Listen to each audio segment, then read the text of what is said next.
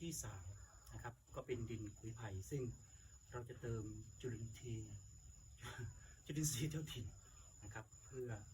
ให้มันเป็นมิตรกันนะครับ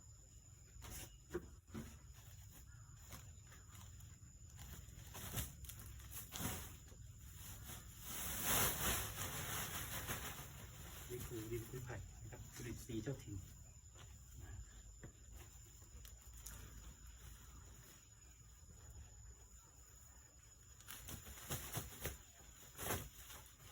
ยังไม่พอเท่านี้นะครับเราจะเติมอันนี้เป็นสับสิ่งแห้งที่โดนน้ำก็เลยมีธาตุอาหารเป็นจำนวนมากนะครับ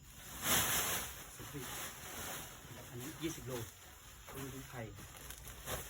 30 โลนะครับรวมไปแล้วตอนนี้